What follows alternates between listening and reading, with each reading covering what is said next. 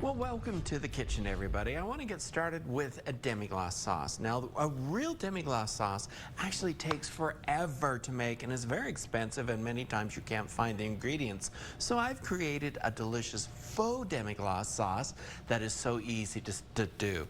Now, this is the finished product, and in starting with it, what you're going to do is heat up your pot on the stove, and you're going to add into it some mirepoix, which is chopped up onion, some celery, some carrots are going to go into it, and then you're going to saute that around along with, as you can see on the screen, there's some pictures I took of it, with the tomato paste in there. You're going to brown and cook that tomato paste. You're going to mix it around in the vegetables along with some flour and bay leaves while you saute that for several minutes together. And what that's going to do is brown and deepen the flavor, of which then you're going to add into it some beef stock. And the beef stock you're going to add into it, you're going to simmer and reduce down this sauce until it's at least half. It'll become very, very thick, or much thicker, I should say, and it'll have a nice shiny glaze to it. After it reduces down, you're going to strain it, just like I've done here. And this is the sauce that is so amazing that we are going to serve with our sirloin steaks. Now, with these sirloin steaks, I'm also going to do some pureed cauliflower. I thought that was a little different from potatoes or whatever. And all you're going to do is just cook the cauliflower. I did cook a half onion with it, added it into my food processor, and simply pureed it. And so this is going to be served on the presentation. Now, I have some sirloin steaks here that all I've done is added some seasoned salt and some black pepper too. And that's all the seasoning I want to do on it. So how do you keep a sirloin steak from not getting too tough? Don't overcook it. So we're not going to overcook these. We're going to take them to a medium rare, which is about 3-4 minutes on each side. So I'll get that started. When we come back, I'll show you the final presentation, which is going to be heaven. Chef Bryan getting saucy this week. Saucy. Right. You had to add a lot of ingredients. That's why I did it early. Got started early this morning, and it smelled good all day. Had the snapshots of each one. Well, that's pretty cool.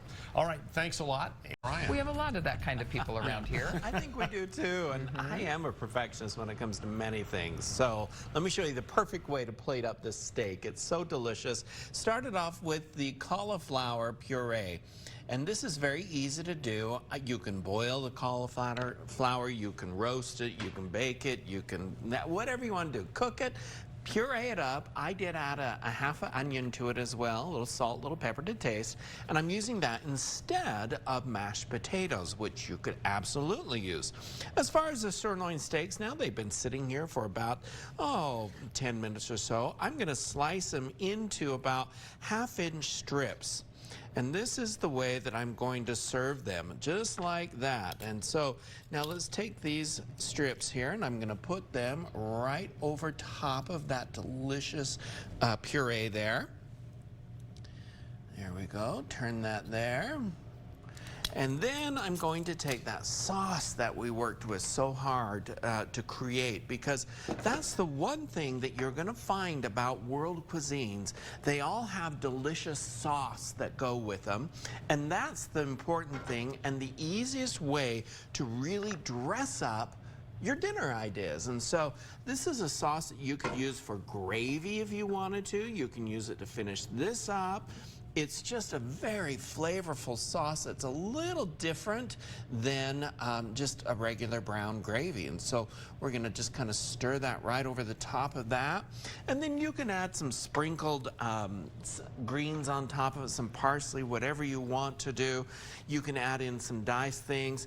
We had a dish similar. I'm going to grab my thing and wipe off those drips.